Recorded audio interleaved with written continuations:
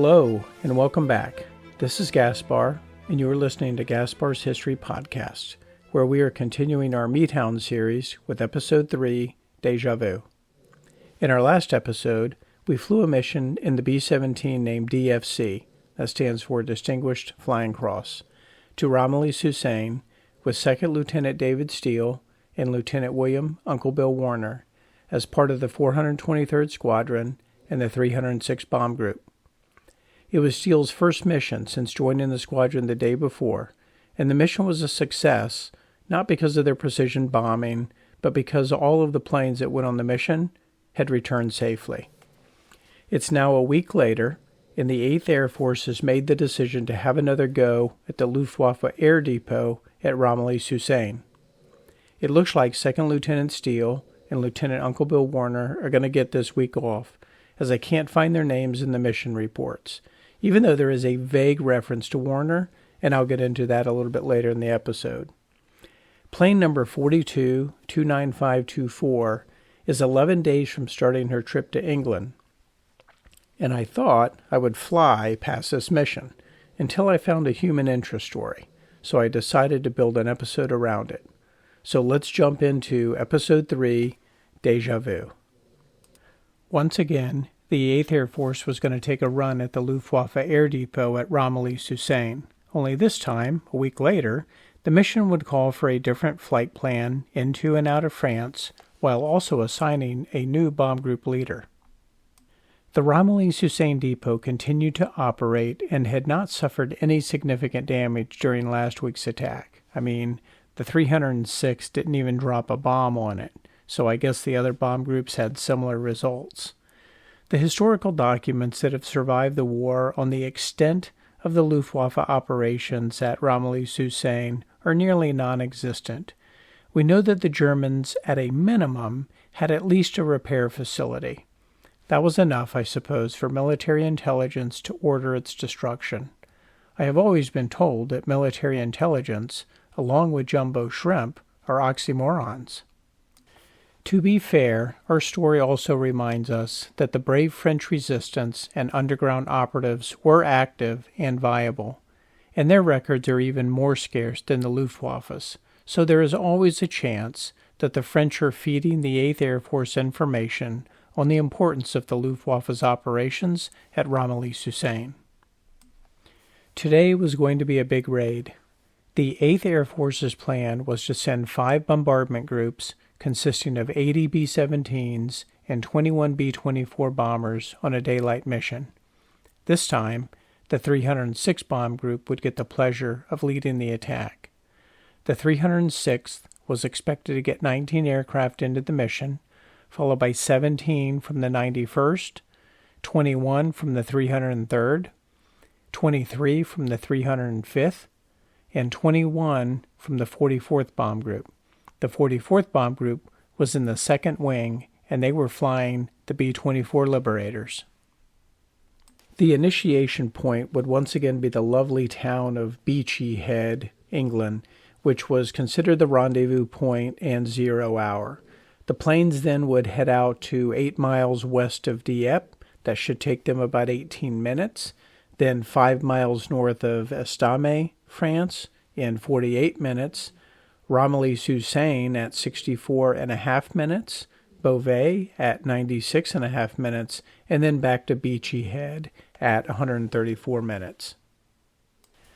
This flight plan and flying time estimate is considerably quicker than I had estimated in their first mission, but they are flying a little different path and at a little faster pace today. The main point to remember is that the actual flying times are significantly longer due to the takeoffs, getting into formation, and then the landings. The cool thing with this mission is that the mission report details exist, and these details help us to translate where the aircrafts were when the crews start to log attacks on their planes. How many of you have ever been on a CB radio or a ham radio? Maybe you're a ham radio operator. The 306 call sign today, just like a CB radio or ham radio, was Smoky 1. and Smoky 1 would be the tip of the spear today, which meant they were going to get the Luftwaffe's first response. They were going to be flying high altitude, but also be the lowest in the group at 20,000 feet. The airspeed was going to increase over last week to 160 miles an hour. So it is always good to mix it up. Routes, speed, altitude, because flying in a set pattern or level for a long period of time was going to get you killed. As I mentioned last week, the formation of the B-17s was really critical to their defense. This week they were going to make a change to that formation. And Russell Strong, in his book First Over Germany, he suggests that they were flying what they call a strung-out formation of V's and 3. So what we'll see is the crews are going to have some editorial comments about this formation, so just hold on a bit. Let's talk a little bit about the escorts today. There were 3 Spitfire squadrons that were to escort the bomb group into and around Rhone, where they then would be turned over, and basically they're turning them over to their own devices. So the bomb group then is on their own from Rhone and then back to near Beauvais, where 6 Spitfire squadrons would meet them and then escort them home.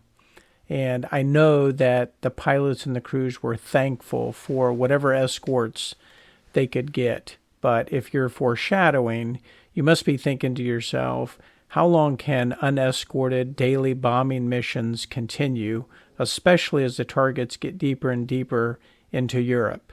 And the answer might surprise you because it's longer than you think. The payload today was 10 500-pound general-purpose bombs armed with a 1/10 of a second fuse. That meant that after the bomb was armed and triggered by striking something, there was a 1/10 of a second delay before the firing pin struck the detonator. This, in theory, would allow for the bombs to penetrate roofs and get inside buildings before they actually exploded. The bigwigs were flying today, a regular who's who of top brass. Lieutenant Colonel Delmar Wilson, who is the deputy group commander of the 306th, he's going to pilot and be in the lead plane for the mission. His co-pilot is Major James Wilson of the 423rd Squadron. So it was the Wilson and Wilson show in the lead plane. Lieutenant Colonel Del Wilson is 31 years old. He is originally from Spokane, Washington. He has a Bachelor of Arts degree from Washington State University, where he graduated in 1936, another good year for family history. He joined the Army Air Corps by enlisting in the Aviation Cadet Program, which was at Kelly Field in San Antonio, Texas, and that's where he ultimately got his wings. He had been appointed the Air Executive Officer in September of 1942 and had first flown with the 423rd Squadron on that fateful day, October 9th, which was the bomb group's first mission. Major James W. Wilson, he is the 423rd's commanding officer. He's 25 years old. So yes, the commanding officer of the squadron is 25 years old. He's originally from Rawlins, Wyoming. He is a 1939 graduate of the United States Military Academy at West Point, and he too got his wings at Kelly Field in San Antonio, Texas. It does seem a little odd that the leaders and the bigwigs are 25 and 31 years of age. And remember Uncle Bill Warner from last week? He's 28 years of age. So let's go ahead and move this along, get these planes and air crews into the air, and we will bring them into formation and talk about the planes and the crews as they come into line.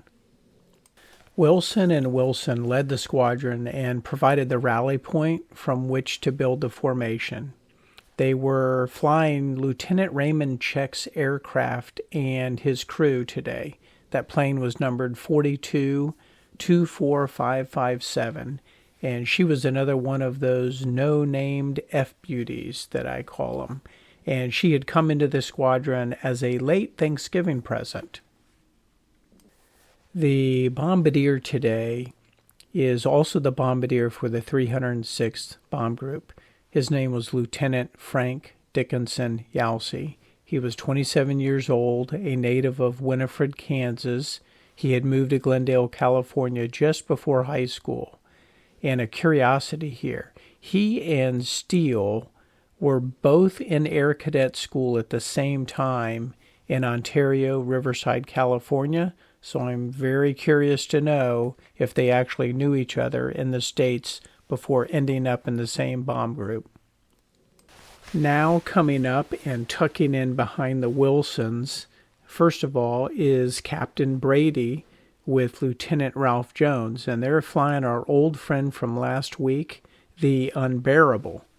Captain Brady was one of the original members of the Grim Reapers. That's the nickname of the 423rd Squadron, and he had helped to bring the squadron over from the United States. He was from Denver, Colorado. He was a preacher's kid. Lieutenant Jones was originally from Idaho. He had joined the service just over a year ago. He was living in Los Angeles, California. He was 23 years of age and single. And not to give anything away, any endings or spoilers, but Lieutenant Jones and Lieutenant Steele would both be on the same runway to finish their missions, their 25 missions, about the same time.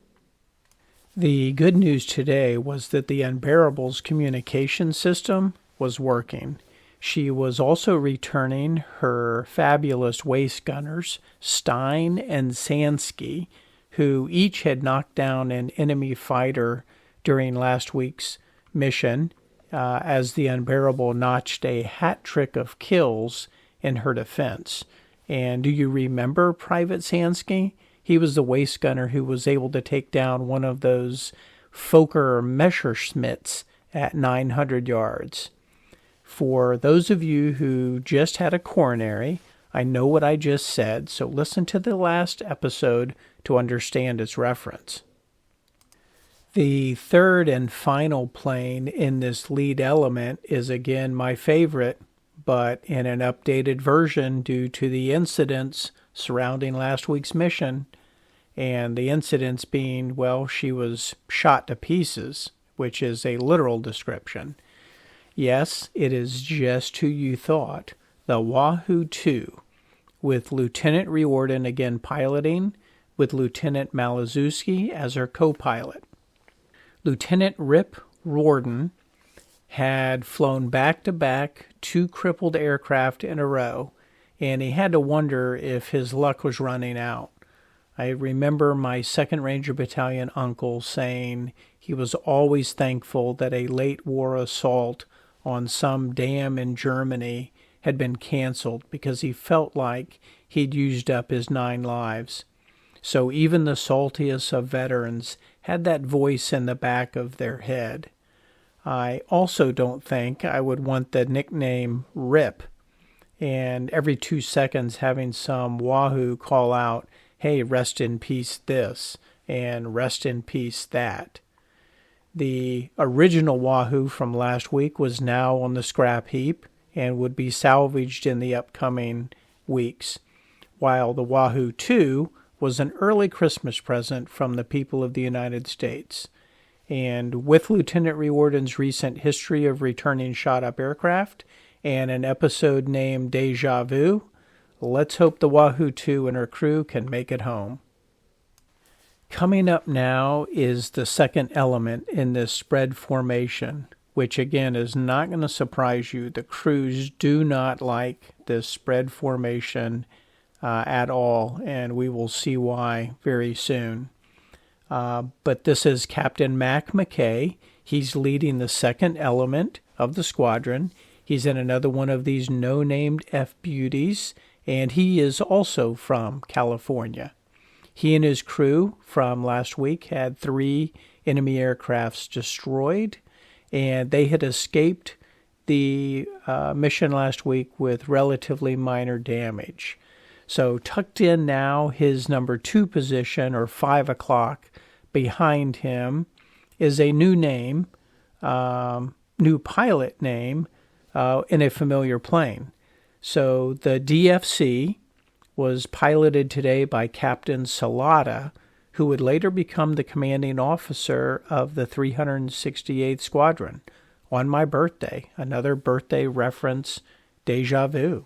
Captain Salata's co-pilot today is Lieutenant Warren George. Lieutenant Warren George has a couple of missions under his belt. He is a native Texan, 22 years old, and he and Steele grew up just 100 miles from each other. Captain Maurice Victory Salata. Yes, another pilot with a cool name. Captain Salata's middle name, Victory, is appropriate since he was born on November 11th, 1918. So what do you think the odds are that he was actually born at 11 a.m.? That makes him 24 years old, and it is a very good reminder that the First World War is still less than 25 years from ending, and the world is back at it again, only this time on a much larger scale. I have wondered if Captain Salata wanted us to call him the Space Cowboy, or Gangster of Love, or Maurice. Joking aside, I like them all. Do you remember those cats that came in with Steele and Hamilton on the 11th of December? Well, a couple of them are flying today, not with Steele, but with Captain Salata and Lieutenant George in the DFC. Staff Sergeant Walter Petrowski would get the thankless job of ball turret gunner, and Staff Sergeant William Hull would be today's left waist gunner on the DFC. Walter Petrowski was 29 years old from Hillsborough County, New Hampshire, where when he was 16 years of age, the stock market crashed, which was 1929. It is therefore highly likely that his 1 year of high school was then interrupted by the necessity to find some work. So when he enlisted in the Army in May of 1942, his occupation was listed as making shoes and boots in a New Hampshire factory. He was single and no children, which was a really good thing based on his current line of work, which was ball turret gunner. On the other hand, Staff Sergeant William Hull was married. He was 28 years of age, and he had completed 4 years of high school. He had been working as a bus driver when he enlisted in the Army in March of 1942. He would later be trained as a toggler, but that will be highlighted in an upcoming episode. Petrowski and Hull were part of Steele's crew and had come over with the rest of the team on the 11th of December. They were excited to fly and gain some experience, and they would finally get to see what it was like to regulate oxygen and fight off the Luftwaffe at the same time. So as the DFC slotted herself into position, there was a lot of nervous energy, as you can imagine, and Petrowski would look over his left shoulder and see Old Faithful 2 coming into position. As the Old Faithful 2 came cruising up, Staff Sergeant Counts could see Lieutenants Urey and Hopkins at the wheel, and was hoping they didn't have the same engine trouble that they had had last week. It is important to note that the 423rd Squadron had the lowest premiums on their trip cancellation policies because they had the best maintenance record in the bomb group. It's time to give some love to the crew chiefs and mechanics, and I'm able to call one out specifically due to the reference in the 423rd's combat diary. Master Sergeant and Crew Chief Joseph Tarana was taking care of the Old Faithful 2, and according to Russell Strong in his book, First Over Germany, Master Sergeant Tarana is also credited with having one aircraft named She Has To be one of the planes in the 306 bomb group that actually flew over 100 missions.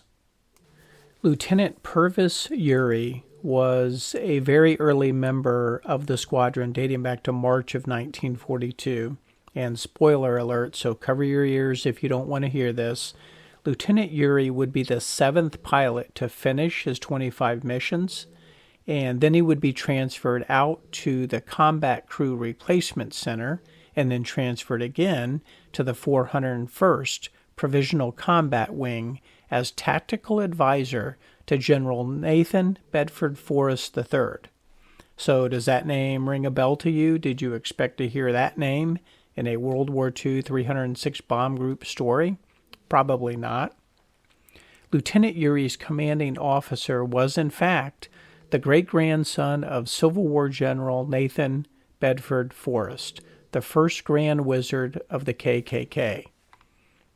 I have no knowledge of General Forrest's beliefs or biases, but I must imagine it would be rather awkward knowing the lineage and family history of your commanding officer, especially in an institution as structured as the military. Lieutenant Yuri did not report to General Forrest for very long because the general was killed in a bombing mission in June of 1943.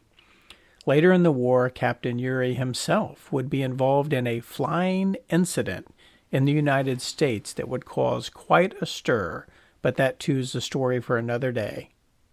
Old Faithful's co-pilot is Lieutenant James Hopkins. There seems to be some issues with getting his name right, so maybe he had an accent or something, I don't know. In the combat missions, he's listed as Hawkins. In the diary, it is listed as Hopkins, and since the diary lists no Hawkins as pilots, then we're going to go with Hopkins as the right answer. There really is not a lot known about Lieutenant Hopkins, so I guess we'll see how he does and if he survives. But what we do know is that he is being trained by a very good pilot, so we know that he's getting really good experience. Behind the Grim Reapers was the first element of the 367 Squadron, affectionately known as the Clay Pigeons. So not really the best of nicknames, but it is, as we will see, very appropriate as we follow the Meat Hound and Lieutenant Steele's tour of duty.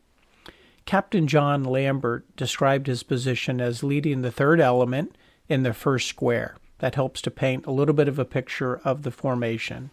He was flying 25175, a brand new plane that had just been delivered in time for the mission. In fact, there's some argument that the plane was actually delivered that morning of the mission. Co-piloting with Captain Lambert was Second Lieutenant William McKern. Then the other two aircraft in Captain Lambert's element were the Excalibur 24464, that was flown by Lieutenant George Buckey, and then Terry and the Pirates, that was plane number 24489. It was piloted by Lieutenant Louis McKesson and Second Lieutenant Quentin Burgett. What another great name for a ship. It makes me immediately think of Monty Python for whatever reason. But the Terry and the Pirates was a popular comic strip in the 1930s and 40s, and it was about a teenager who would later become a pilot. Captain Raper of the 368 Squadron was flying with co-pilot Fryer and our friend from last week, Sons of Fury. Also in this element are, again from last week, Lieutenant Buddenbaum flying a no-name 24502, and then a newcomer to our story, Lieutenant Robert Selos flying Montana Power, number 24465. The Montana Power's co-pilot is Alex Kramarenko, probably destroyed that name. He was trained in Lubbock, Texas. The navigator on Montana Power is a Lieutenant John Hogan, and the bombardier is Lieutenant Charles Ketchy. So that makes up the aircraft and the crews in the fourth element of the squadron. The fifth element. That sounds pretty cool, doesn't it? The fifth element, like some kind of martial arts movie or something. This element is being led by the Sweet Pea, and Captain Ryan is piloting, and Second Lieutenant Simmons is co-piloting. One of their aircraft had to abort, So the last plane in this element is Captain Melton's aircraft of 24501, and that's another one of those no-named F-beauties. The sixth and final element in the tail of the train is being led by Captain John M. Howard and Lieutenant Gustav Holstrom in 24498. Howard and Holstrom were in the 369th. They were nicknamed Fightin' Bitin', and it would be a crew from the Fightin' Bitin' Squadron that brings over 42-29524 from the United States in just over a week. It is also that same crew that designs the logo for the Fightin' Bitins. Tech Sergeant Ben Gordon, he was in the top turret, and he was the engineer of the aircraft. He was calling out in his intercom in his Philly accent as the last two aircraft were coming into position. The last two aircraft of the tail element, which frankly would turn out to be problematic and was what made matters worse, they were in the Clay Pigeon Squadron, are Lieutenant Danton Nygaard in 25071 and Lieutenant John McKee flying the Rose O'Day. So the bomb group is now formed up. They hit Beachy Head, which was the initiation point. They have 17 of their 19 scheduled aircraft with them, and they start heading for their next navigation point on the way to Romilly, Seine. It looks like a very nice day, very good weather. It's freezing cold outside, and obviously it's a lot colder at 20,000 feet. What were Uncle Bill Warner and Steele doing today? They're not listed on any mission reports, but Warner is penciled in as piloting in a plane on one of the flight sketches. So I suppose it's very possible that Warner was flying and Steele was with him, and they were one of the two planes that aborted the mission. Maybe someday I can find a reference to this while I'm looking for something else. The bomb group was escorted by the British Spitfires. They crossed over the English Channel and into France. And then, as the Spitfires peeled off, there was the greeting from the Nazi Party awaiting for them. The crews of the 306 bomb group were hot. The Germans knew that they were coming, and they knew where they would be. So how come the Army posters say loose lips sink ships and never show an aircraft? Well, I did some research, and I actually found a couple of those posters that did show aircraft or references to aircraft, so I guess there were a couple out there. What I am about to tell you may not be exactly the correct timing or sequence, but the results and consequences are. The air crews that survived this mission were stunned. They defined the mission as a rough one. Many sat on the tarmac after the mission, just staring into space. Others found a bottle and a pack of cigarettes. This is an example of when you get punched in the face, knocked down, get up, and keep fighting. And by the end, you're not exactly sure of all of the timing of all of the punches, but you know who got hit, who hit back, who went down, and who limped home. The attacks today by the German pilots were very persistent, and the crews of the 306 bomb group noted that their tracers did not deter them at all. As soon as the British Spitfires turned the 306 group over near Rhone, the attacks commenced with silver fuselage Focke-Wulf 190s. The pilots and crews also noted that these were running attacks in all directions, but we will see that the most effective attacks were from the front and the nose. Just outside of Paris, Captain Lambert's element with Excalibur and Terry and the Pirates, they were not only dealing with enemy aircraft, but they were also having aircraft trouble. The Excalibur had sloppy controls, and her superchargers were going in and out. And so there was a question on whether or not she should have even been flown that day.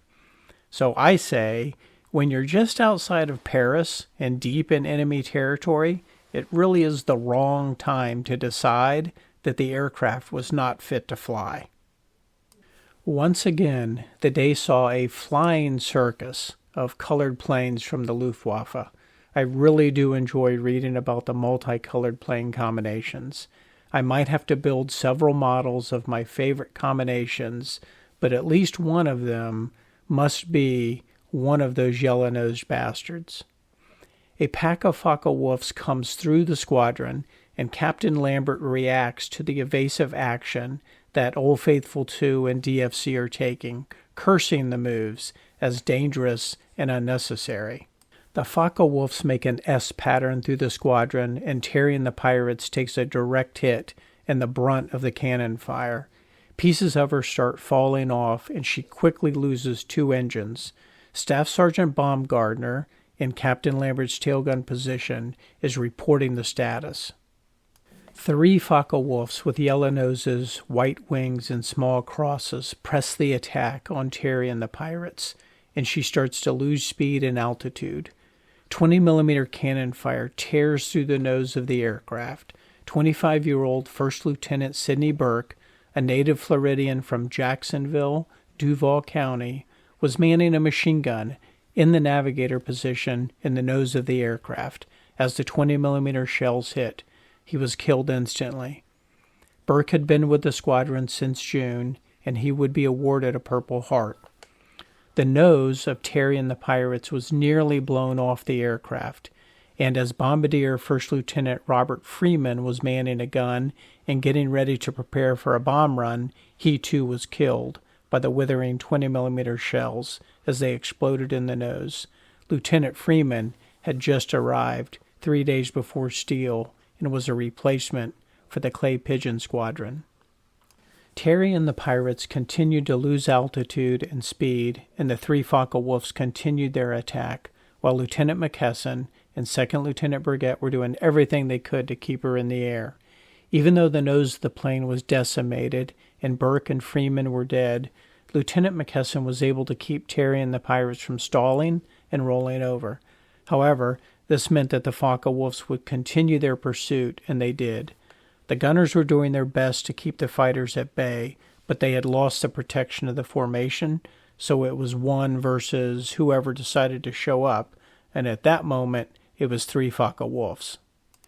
Both of the waist gunners were from New Hampshire, Sergeants Lucien Bedard and Fletcher de Wolfe, with their French heritage, maybe French-Canadian, but still French, and they were over their ancestral homeland and fighting as hard as they could. The engineer in the aircraft and top turret gunner was a 21-year-old native of New York and had Czech heritage. He spoke 4 languages, and his name was Ludwig Dejanka. Probably again butchered that name. The tail gunner is Sergeant Richard Cox. He was from Bradford, PA, and the ball turret gunner was manned by Stanley Millick, who was 23 years old and from New Jersey. The radio man, who was also manning a machine gun, his name was Delmar Swires. He was from Oregon. Delmar Swires is now the second Delmar mentioned in this story, because you may remember the bomb group is being led by Delmar Wilson. So now we have Wilson and Delmar and Delmar. Anyway, back to the gunners. These brave men, or if these brave men were able to knock down any of the fighters, it simply is not recorded or documented. So the least that we know is that they were putting up the best defense that they possibly could.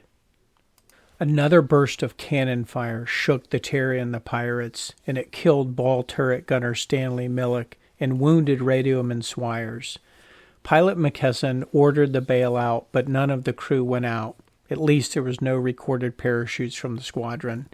Lambert's tail gunner, again Sergeant Baumgartner, could see that Terry and the pirates was drifting farther and farther towards the ground, but she was still under control. The next part of this story was reported by Tech Sergeant Delmar Swires as part of his family stories and recorded in his obituary. According to Swires, the pilots were able to crash the aircraft into the Seine River, and even though he was wounded with shrapnel, he made it to shore where he was immediately captured. There is merit to Swires' story, because the pilots, Louis McKesson and Quentin Burgett, along with Dejanka, Bedard, de Wolfe, and Richard Cox all survived and became POWs after the war. No parachutes were ever spotted. And another aircraft, our DFC friends, had later recorded that they thought the plane actually landed at an airfield. So airfield, river, some similarities in that reference. Let me add a little editorial note about myself and part of the purpose of this podcast as it relates to history. I want to make sure that I apply proper etiquette to these airmen, planes, crews, and history. Many of these men will be killed, wounded, and simply messed up for the rest of their lives. Some will continue their reckless abandon and burn out early. Some will find comfort in a bottle and never find their way out. Some are going to shake for years, but they're all going to have nightmares, and some are just going to hide it better than others. My great uncle was in the 2nd Ranger Battalion from its training in the United States to England and then Pointe du Hoc, Brest, the Hurtgen Forest, and Czechoslovakia. He died at a very young age, complications from post-traumatic war, stress syndrome. He's only slightly referenced in books, and since he never wanted fame, I suppose that's best. However, I always wanted recognition for him and the family. And what I've learned over the years is that history gets rewritten by those who live the longest, and that's not right. Therefore, I apologize if I've given you names of crewmen and planes which are not known or famous, but I'm trying to intentionally recognize those that deserve it. And even with that, I am sure I too am going to miss someone. Back to the story. It was great flying weather and the visibility was quite good. In fact, the Sons of Fury would report that they could see the Eiffel Tower, and you know they wished it was under better circumstances. As the 306 Bomb Group approached Romilly to Seine, they noticed that the facility was heavily camouflaged, but it did not matter. The bomb group delivered their early Christmas presents. The results of the bomb run were mixed. There were a few direct hits on hangars, but mostly the patterns were scattered, if there is such thing as a scattered pattern, or doesn't that just make it random? The bomb group then turned west and headed out of town. They were a lot lighter than when they came in. The run for the coast was quite harrowing, and even though the flak was heavy and bursting inside the bomb group, it would be the fighters that inflicted the most damage today, and the Luftwaffe pilots had a clear disregard for their own personal safety, and Captain Lambert's ship confirmed that they were not deterred by our tracers. It's about this time that a squadron of all-black and leopard print Focke-Wulf 190s, Me-109s, and even one Ju-88 entered the battle. As this group headed up to meet the 306th, the Germans again took out one of their own with a direct hit from flak at 15,000 feet, in another instance of the irony of war. Over the next 30 minutes, the bomb group would record how unprotected the nose of their ships really were, and how they would be just subjected to immense abuse. We will hear about acts of courage, and we will have a little twist to our story. The Luftwaffe had found a weakness in the formation and started to put pressure on the last element, the sixth element, being led by Captain Howard and Lieutenant Holstrom. Howard and Holstrom were tucked in over Sweet Pea's right shoulder, and the Sweet Pea recalls the air just being completely filled with enemy fighters, mostly yellow-nosed, white-belly Focke-Wulfs, but there were also some of these all-black planes in the mix now. Captain Howard's element was attacked in succession, and Howard's no-named F-Beauty took a 20 or 30 millimeter cannon shell right through the nose of the aircraft. Second Lieutenant Conrad Jefferson Farr was killed in the attack. Farr was 24 years old and had been with the squadron since the summer. He was originally from Colorado. Howard and Holstrom's plane is then shot to hell. Second Lieutenant Farr had been killed. The upper turret had been hit. Tech Sergeant Gordon, the man inside the upper turret, had been wounded in the neck and head. Ball turret gunner Pete Pappas has frostbitten legs. The brakes of the plane are shot out. Sergeant Harold Lightbone, the radio operator, has also been wounded, but he continues to man his gun and is providing an excellent defense.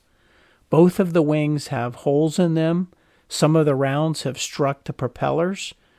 Gustav and Howard are able, though, to keep her in the air and in formation. What is the most startled or scared that you've ever been? Scared as in someone or something that makes you jump.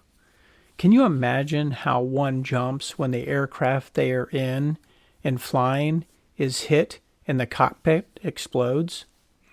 That is what it must have been like for Lieutenant Nygaard and the crew of the 25071 as 20mm rounds explode the cockpit and rip through the fuselage. They had been attacked from the front by one of those yellow-nosed bastards, and the bomb group watched as the cockpit literally exploded and the aircraft went out of control and started to roll wingtip over wingtip. To the left of 25071 was the Rose O'Day. Waist Gunner Sergeant Darwin was on his lucky 7th mission, and as Nygaard's aircraft exploded, his mind raced back to that fateful day in October when they flew their first mission. You see, that was the last day that he had seen his comrade in arms, Tech Sergeant Erwin Wisenbach. Tech Sergeant Wisenbach was flying in Captain Olson's aircraft, the Snoozy 2, and it too was just off the Rose O'Day's wing when she was attacked from the front by those yellow-nosed bastards. The attack decimated the top of the Snoozy 2 and then caused a small explosion that almost took the top of her completely off. The pilots were killed by the gunfire, and Darwin's friend had been knocked out of his top turret gun position by the shattering glass. Sergeant Darwin could see Erwin was still alive when he climbed back into his top turret gun position. He then watched in helpless horror as the Snoozy 2 then headed for Earth with his barracks mate still in position and still firing back at those yellow-nosed bastards that were circling the plane like buzzards. He never saw any parachutes, and his heart sank. It's hard losing friends, and you never forget them. He thought to himself how Erwin was a hero. Today, once again, his friends and barracks mates have taken a direct hit. They are spinning out of control, and it's like deja vu all over again. Lieutenant Danton Nygaard was flying his 2nd mission since he arrived with the squadron in October, and he was burned on the face, arms, and hands. His co-pilot, Lieutenant Daniel DeButz, had flown his last mission and was killed. The aircraft was out of control and spinning with no hope of saving her. Nygaard was trying to get his senses about, and the ringing in his ears was contributed to his equilibrium being off. He was able to put on a parachute with Lieutenant Tross, who was the bombardier's help, and they crawled to the nose hatch where Tross sent Nygaard out of the hatch first, and then he quickly followed. Staff Sergeant Cecil Floyd, who was the engineer, he grabbed Lessman, the navigator, and pulled him from under some debris.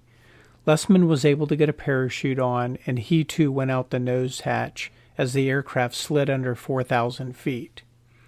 We know that Cecil Floyd was alive at this point because he had helped Frank Bob, what another great name, Lessman, get out of the aircraft.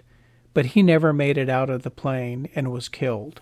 So was he wounded and succumbed to his wounds? Did he go through the plane looking for other survivors? We just don't know. We can only speculate and wonder. Cecil was 24 years old from Purnell, Oklahoma, where he lived with his aunt and uncle. They would later bring him back to the United States for burial. Robert Sandlin, the radio man, was also from Oklahoma, but a little further east in Wagner, Oklahoma. He too was brought back home to be buried. Arthur Bloom, a gunner, was 25 from Akron, Ohio. Arnold Pearson was a gunner. He was 22. He was married and from Indiana. Edwin Simonsek, a gunner, 27 years old, from Scranton, PA. And Stephen Ross, gunner, 23 years old, from Michigan. They were all also killed. Lieutenant Danton Johnson Nygaard would be captured and sent to Stalag Luft III, where he would recover from his wounds, but he would remain a POW for the rest of the war. He would eventually retire a captain and is buried at Arlington National Cemetery. The next time you are in Arlington, you should go by and pay your respects. Back on the Roseau day, Staff Sergeant Darwin's thoughts were broken up by the youngster of the group, 17-year-old Carl Warheit. He was the ball turret gunner, and he was calling out attacks and constantly firing at those yellow-nosed bastards. Sergeant Warheit was a loyal Hanna, Pennsylvania native, where he lived with his mom, 4 brothers and sisters. Carl was had left high school early, I should say, and enlisted in the Army when he was 16 years old, obviously needing his mother's approval, of course. He had now been in the Army for 15 months. Darwin was 22 years old, had been in the Army for just over a year, so he was Carl's senior in age but not time in service. Darwin had joined up after his 4 years of high school and was pretty good with his hands because he made a lot of clay pottery, which frankly would have been a lot better thing to do today than what he was doing. The German fighters continued to pick at the tail of the bomb group, which meant that the tail gunner and Captain Melton's no-named F-Beauty, a Corporal Leith Limmerhurt from Hebien, Illinois, was helping to drive off the attacks. But the fact was the Luftwaffe pilots were going to be persistent today, even if it meant their own lives. A Focke-Wulf 190 made an attack from 8 o'clock and pressed the attack through the Roseau day. Darwin, from his waist gun position, sent tracers out to meet it, and Limmerhurt was also able to get a burst into it, and the Focke-Wulf rolled over, headed for Earth, and Limmerhurt followed it down, watching it hit the Earth and burst into flames. The Roseau day was painted with a 3-leaf clover with Roseau day in big letters above the clover and the nose side gun on the left side of the plane. The photos are in black and white, so I don't know if there is any green or Irish green lettering or coloring in any of it. You can only speculate. But she would not be so lucky today. This was Lieutenant McKee's 4th mission, and both McKee and Haymaker, the co-pilot, were experienced and had originally helped to bring the bomb group over to England in August and September. But even though they were experienced, they really did not have a long tenure of missions under their belts while flying with the clay pigeons. Another Focke-Wulf made an attack on the Roseau day and was able to place well-aimed shots into her wings and engines. The Roseau day shuddered, shook, pieces of her started to fly off, and the engines started to go out one by one. McKee and Haymaker were trying to evade the attacks, but to no avail. The damage had been done. The good news was that the crew was unharmed. Haymaker was calling out engine performance or the lack thereof, while McKee kept the aircraft under control. The Roseau day started to drift out of formation and was losing altitude fast. Corporal Limmerhurt, who was giving Captain Melton updates, while Sergeant Forrester in the Sweet Pea was doing the same for Captain Ryan. 19,000 feet, 18,000 feet. Then the coup de grace, a Wolf attack that sends bullets through the ball turret, and the number 4 engine is out. Darwin tries to get to Warheit, but there's no hope. He's gone. The gunners were trying to keep back the Wolves when McKee made the call, abandon ship. Thomas Marchant, the navigator, and George Matthews, bombardier, went out the nose hatch. Leonard Haymaker then went out the bomb bay doors. Tail gunner Walter Wynn went out the tail hatch, while Helmuth Roeder, the other waist gunner, went out the side hatch. The engineer was Stanley Garner, and radio man Francis Hess. They also jumped out and through the bomb bay doors. This left McKee and Darwin. At 15,000 feet, McKee exited the aircraft. Staff Sergeant Darwin thought about his mom, his family, and he worried about them. He knew they would get the terrible news. Then, with little haste, Darwin Wisenbach went out the side hatch. His chute opened, and he started to glide towards the earth. Darwin Wisenbach was the twin brother of Erwin Wisenbach, who was in the Snoozy 2 when it was shot down on the first mission to Lille on October 9th. Some of the other crews thought they saw a parachute or two come out of the Snoozy 2 just before it hit the ground, but in the 2 months since the Snoozy 2 went down, Irwin's body had not been recovered, nor was he a POW, so he was officially listed as MIA. As Darwin Wisenbach drifted towards Earth, he watched the Roseau Day fall out of control, and he was sad for Carl Warheit's family. He was so young. The Roseau Day hit the Earth and exploded. The other crews in the 306th watched the scene and recorded it. Sons of Fury counted 8 parachutes. Buddenbaum's crew counted 9, as did the Unbearable. A Focke-Wulf was circling and following the parachutes down. The Luftwaffe had been accused of shooting down crew members in parachutes, but today, I suppose, he was marking positions because all 9 airmen made it down safely and without incident. 8 of the 9 crew members were quickly captured: Marchant, Matthews, Hamaker, Wynne, Roeder, Garner, Hess, and Wisenbach. The bomb group was limping home, but they were not out of danger yet, and they had already lost 3 aircraft and others were in peril. Captain Howard and his crew were shot to pieces. Second Lieutenant Farr had been killed, and 3 other crew members are wounded or injured. The aircraft is now at the tail of the formation and trying to tuck in behind the Sweet Pea. The crew was still trying desperately to defend the aircraft, while Howard and Gustav tried evasive action. Sergeant Lightbone, while he was wounded, was able to knock down one of those yellow-nosed Focke-Wulfs in the middle of this intense firefight and sent it spinning towards the ground. No parachute. Howard and Gustav would get the ship home with no further incident or injury and no breaks since they had all been shot out. So what is going on with my favorite aircraft? Deja vu. The Wahoo 2 was shot to hell all over again. The left horizontal stabilizer is gone. The number 3 engine is out and feathered. The number 2 engine is damaged. The hydraulics and oxygen systems have been shot out. The co-pilot's window has been shot out. The elevator control is shot out. And all 4 officers have been wounded by enemy cannon fire, which caused a, quote, undetermined explosion in the nose of the ship. Rip and Maliszewski skillfully and courageously keep the Wahoo 2 flying, and they make it home. On a positive note, not only has Second Lieutenant Gerald Rotter put down a fabulous bomb pattern on Romilly to Seine, he also put down one of those yellow-nosed bastards with a dark blue body during the intense fighting after the bomb run, and that was 2 minutes after Tech Sergeant Robert Stevenson dropped one from his radio position.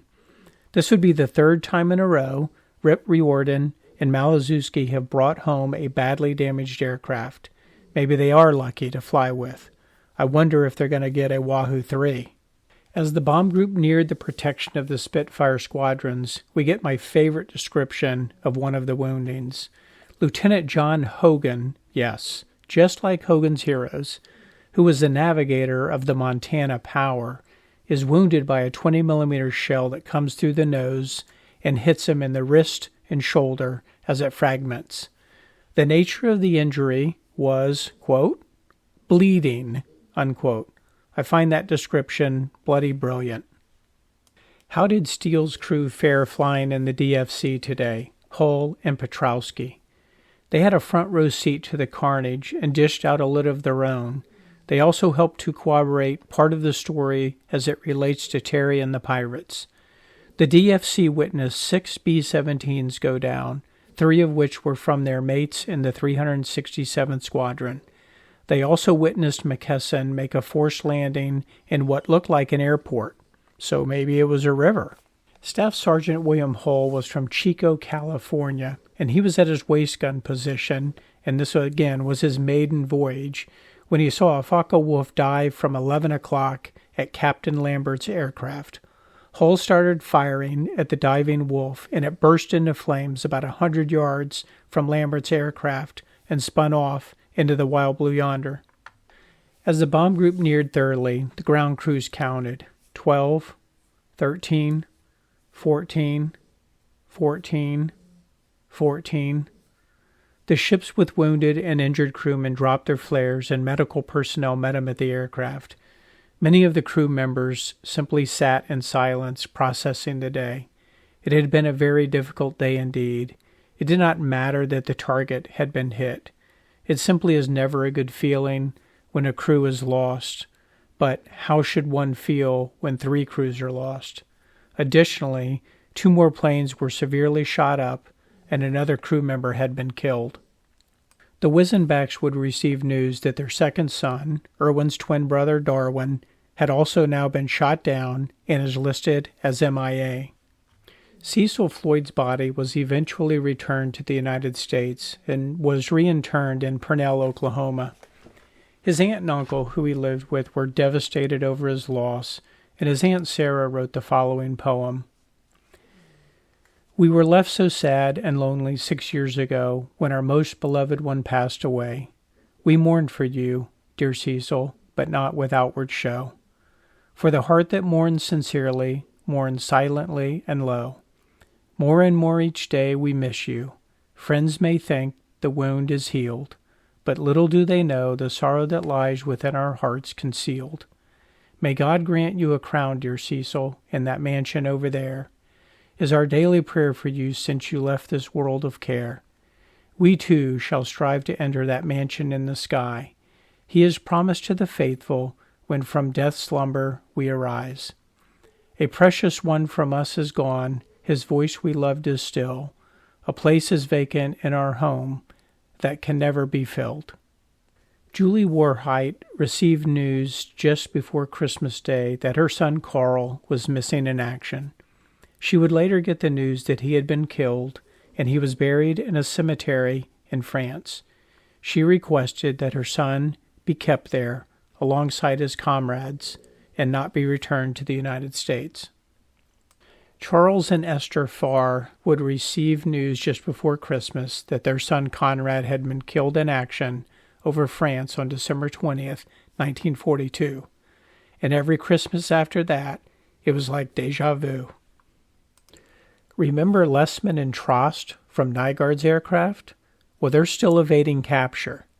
McKee and Erwin Wisenbach had also not yet been captured, and they too were on the run.